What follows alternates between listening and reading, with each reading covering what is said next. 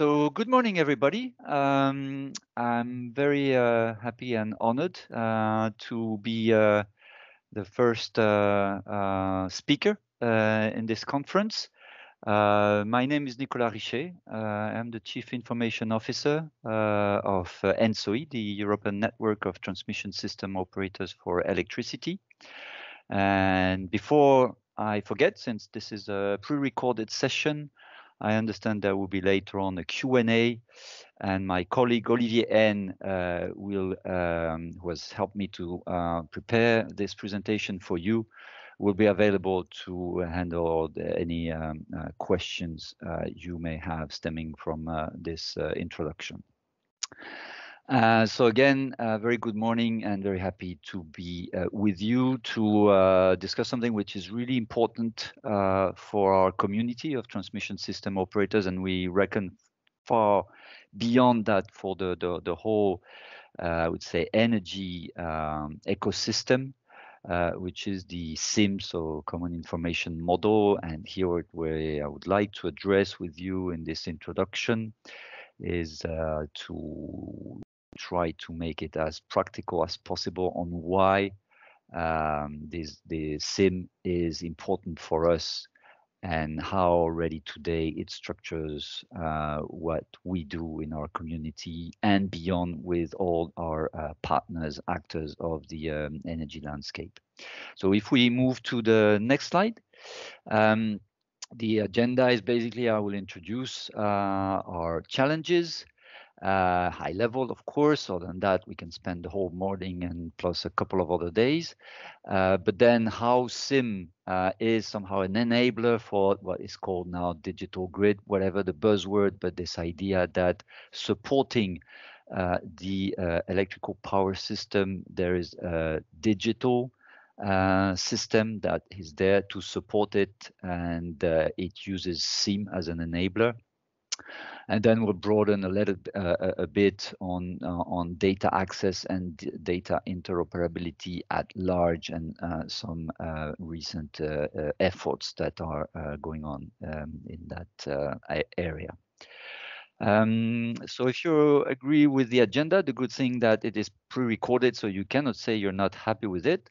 So I'll keep on with the next slide. So about our challenges. So, I mean, if there are some in the room that don't know us, and we can move to the next slide. ENTSO-E, so is the Association of Transmission System Operators that jointly in cooperation operate the European power system. Just to mention that here, Europe is not limited to European Union, but we are really speaking about the European power system, and which is, I tend to say in an elevator pitch that this is the most complex piece of engineering that exists today on Earth, since it interconnects the electrical grids of 35 countries in 42 TSOs that have the mission to keep the light on for everybody in this territory, day in, day out, whatever happens.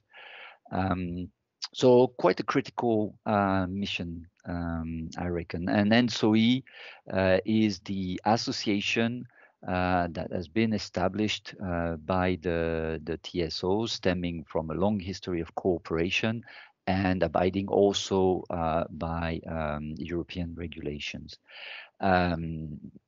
So if we move to the next slide, again, with the association, we coordinate and we support the efforts of our members, the TSOs, in liaison, of course, with the political entities, contribute to the design and implementation of the internal energy market. Key deliverables in that effort is the so-called network codes that, if I put it very simply, very schematically, make the link between the political intent and how to make that happen from a technical standpoint. We also then, with our members, develop the necessary IT tools to support the processes that need to be executed to materialize the implementation of the internal energy market. And then the additional resources, typically in the area of reporting and supporting long-term development of the electrical power system. If we move to the next slide, practically, again, in our role to ensure that the electrical power system supports and can cope with the political objective. Indeed, a big element in the agenda that structures the overall element of our agenda is the energy transition. So, I mean, I'm probably not going to go into details with such a distinguished audience that is certainly familiar with the challenges for the energy industry, but you have the full shebang of topics that you have to address with all the changes that are required and all the permanent revolution that is happening in our landscape since basically, let's say, the 90s, the early 90s, with all the opening to competition and the various ways of transformation in energy, now being somehow steered by the recently published clean energy package from the European Commission, and all the insertion of renewables, new electrical paradigms or usages of electricity with electrical vehicles, and you name it. And with that goes a couple of challenges for us in terms of system stability, variability of the generation assets, new connections that need to be established to connect new assets. Including really, I would say, groundbreaking ones such as massive offshore generation. Since the beginning and opening to competition, we have witnessed and are still witnessing big changes in the power flows that were once predictable one year to another, and now evolve with all the activities and possibilities of arbitrage across the interconnections that our members manage across the grids, the various grids that are interconnected. And the list goes on, integrating demand-side resources, empowering the prosumers, managing their data, and a very hot topic, which is unlocking the flexibilities that can be made available in order to ensure the permanent balance of the energy system. So enough to keep honest people busy night and days. So the next slide somehow is yeah, we can you will have in the slide deck, but there's also a picture on the evolution on the generation mix, which is one of the areas of permanent revolution that we try to support and enable. Next slide summarizes things. So at the top, you see with this picture this idea that we have one global, very complex system. And at the end of the day, we want to ensure that everybody, industries, citizens, always have the access to the electrical power they need to achieve their activities.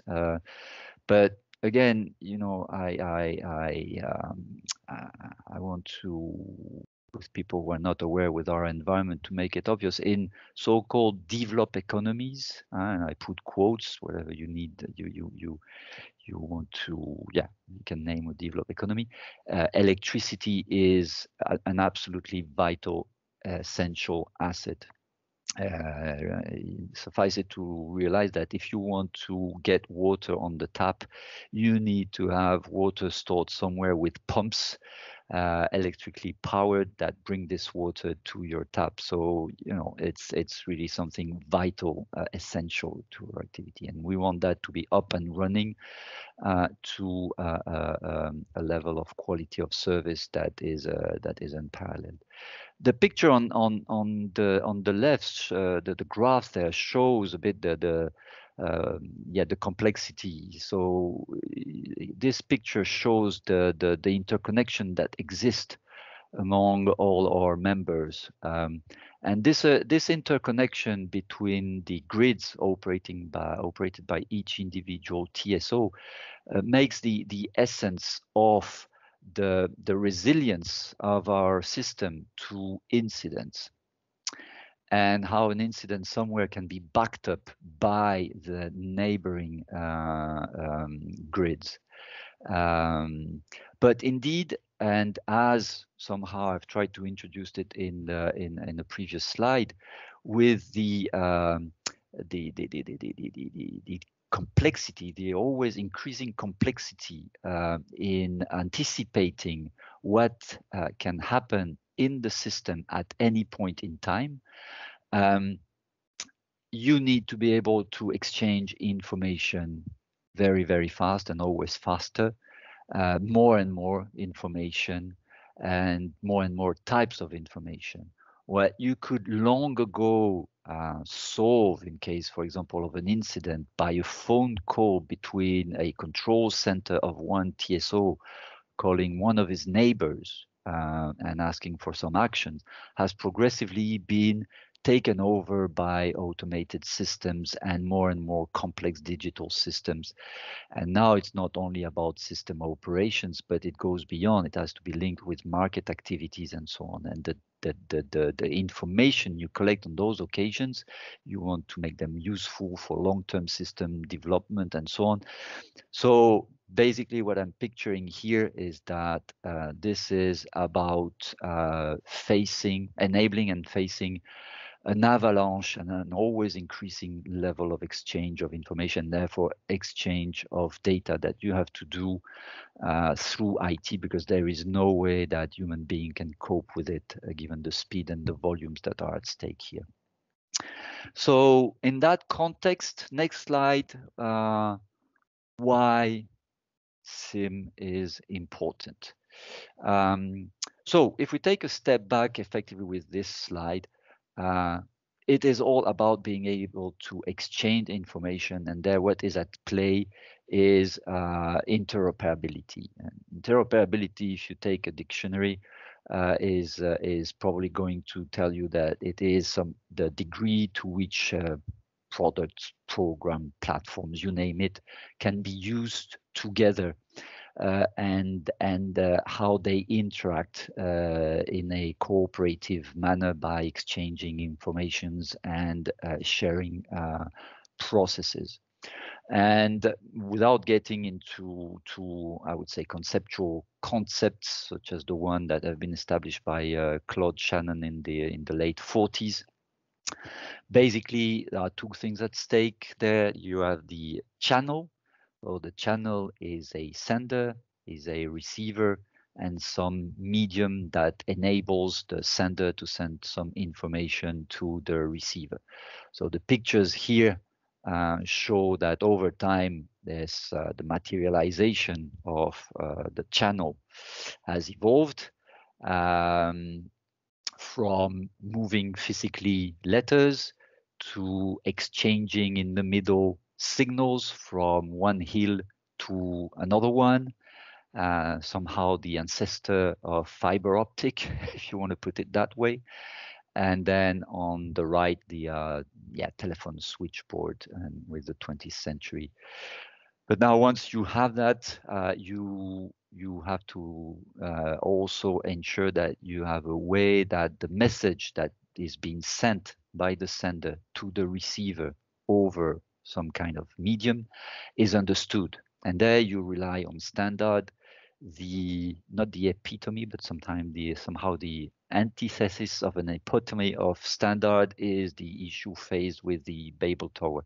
So I will not go into a historical biblical topic, but the whole topic is about how you define some form of common language across communities to enable this absolutely essential exchange of information. So if we move to the next slide, and here is an attempt to show how we practically deal day in, day out with this. On the upper part, we kind of schematically illustrate how we move from the network codes that I mentioned earlier that will tell us what needs to be achieved in a given um, regulatory framework, and how we progressively move from use cases to identifying the standards that will enable those use cases, the exchange of information, the exchange of data that needs to happen in those use cases. And here I take advantage of this opportunity to do a bit of promotion of the European Smart Grid Architecture Model, SGAM, which is a very convenient and practical way to progressively move from a business vision of things to practical implementation on the digital side, and this going through a level of analysis that enables to see what are the standards that should be used, or what are those that should be, I would say, upgraded, or that should see evolutions happen, or those that needs to be developed from scratch because not yet covered in for certain use cases. And then how we move to work with all stakeholders in the energy and sometimes beyond to get those standardized. And this is a permanent effort through CENELEC, IEC, and also bodies of involved in standardization, not only, of course, in the TSO landscape, because when we talk about the power system, and this what we call the cyber physical system of interconnected systems. Somehow you depict a continuum that goes from any individual plug to all that exists beyond it, so that this plug receives the amount of energy that it is in need of. And in that context of model of standards, some years ago, a strategic choice has been made by our community to use the common information model as the basis of our standardization effort. If we move to next slide, this encompasses everything: system development, system operation, and market. And of course, I'm pretty sure that you will have the occasion during this conference to comment how those kind of silos more and more vanish as the processes go across those functional silos. So here, and I will not go into details because there are many experts in the room, so I will look certainly foolish if I try to get into details here. But it's really to say that we look at both the market part with IEC 62325, but also more the system part with IEC 61970. And also, although it is not mentioned here, we also deal on certain aspects of 61968, like the -100 one. And this has been from the start of development of network codes for resource planning, for balancing, for transparency purposes, publishing information required by regulation for all market stakeholders, getting into coordinated security analysis, and you name it. And you see here an acronym which is very dear to our heart, which is CGMES. I will get back to that in a couple of slides, which is the Common Grid Model Exchange Standard, which is fully CIM based. And now with the clean energy package, and also looking into more forward-thinking developments, all of them are based on CIM, no question asked. It is about how every millisecond the transmission system operators for on grids and with their colleagues at regional level, they coordinate with them to ensure that at any point in time the energy that is taken out of the system is properly balanced with energy that is poured into it. And again, for electricity, you don't have much leeway for delayed action in making that happening permanently. Now, without getting into the details of balancing, the diagram above shows how on a timeline from a certain event on the global system, balancing means are put into play to ensure the required adaptation of the energy activity on the grid to ensure this proper balancing. Now, again, as it is stated on the right, each of those processes, so SCR, the frequency containment reserve, FRR, whether it is A, automated, or M, manual, FRR being the frequency restoration reserve, or then the RR, replacement reserve.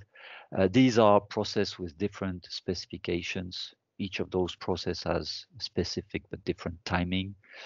And for the time being, each of those processes have different geographical scope. Nevertheless, you're dealing with the same notions. If we move to the next slide, which is basically how do I get the balancing means, those bits I need from the balancing service parties to ensure me as a TSO, I get access to those resources, and then call on those bids to get the necessary activations.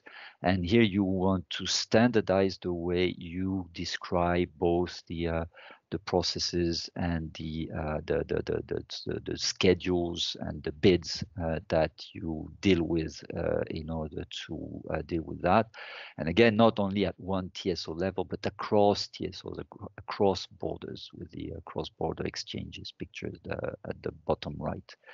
And so here, effectively, CIM, CGMES, CIM is at play.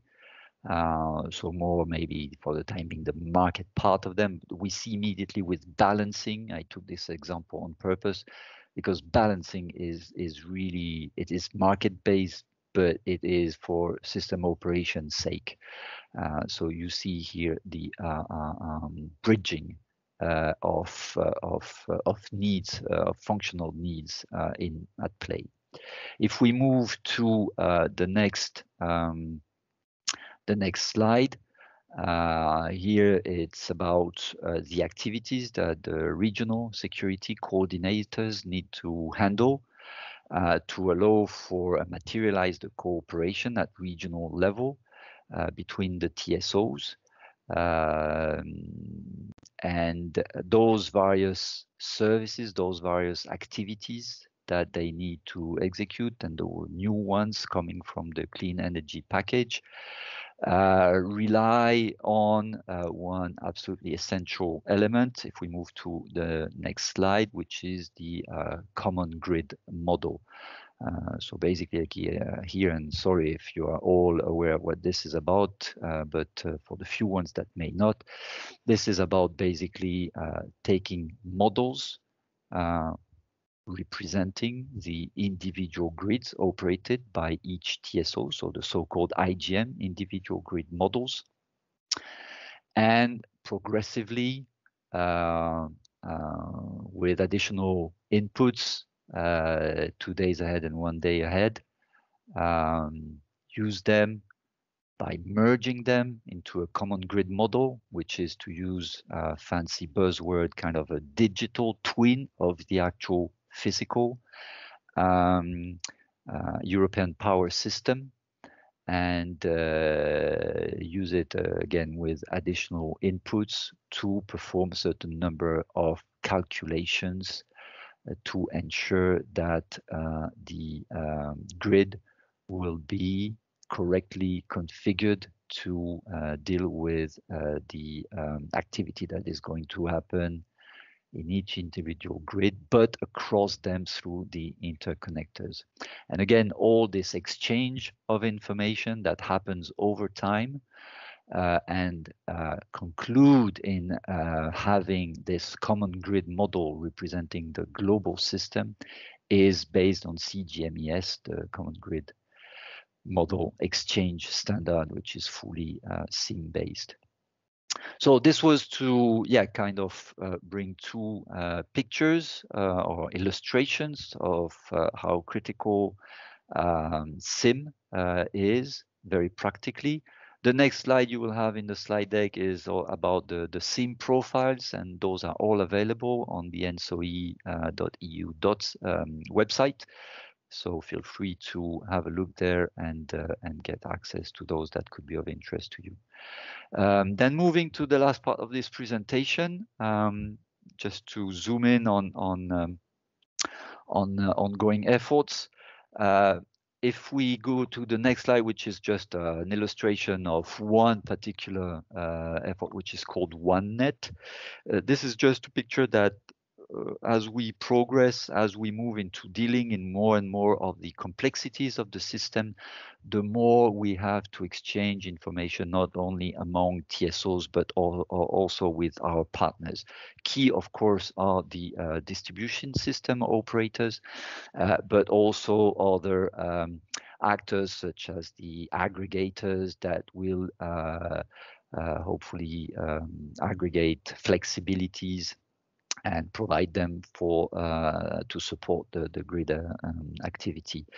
And this need and this shared will of exchanging more and more operational data in more and more real time with all the complexity that goes with it, including on the security aspect, lead into now next slide. What is summarized is this effort that is happening in the context of the clean energy package. So to establish common rules when it comes to data access and data interoperability, and this being formalized by so-called implementing acts.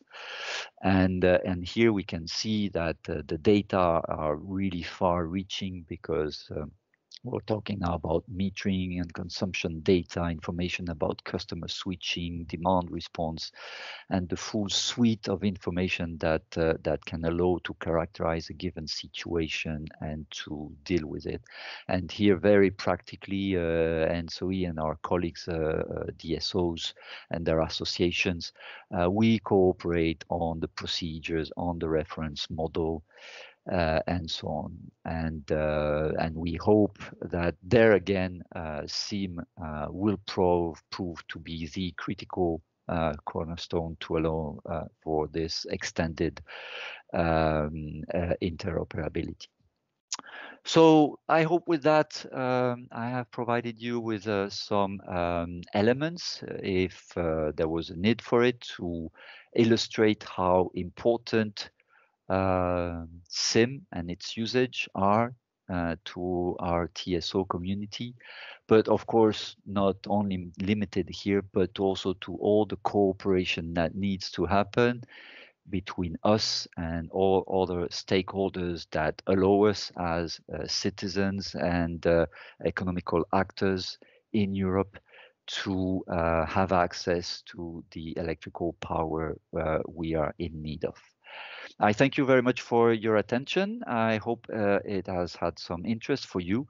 And again, my colleague Olivier N will be available to answer your question. I wish you a very successful and fruitful conference, and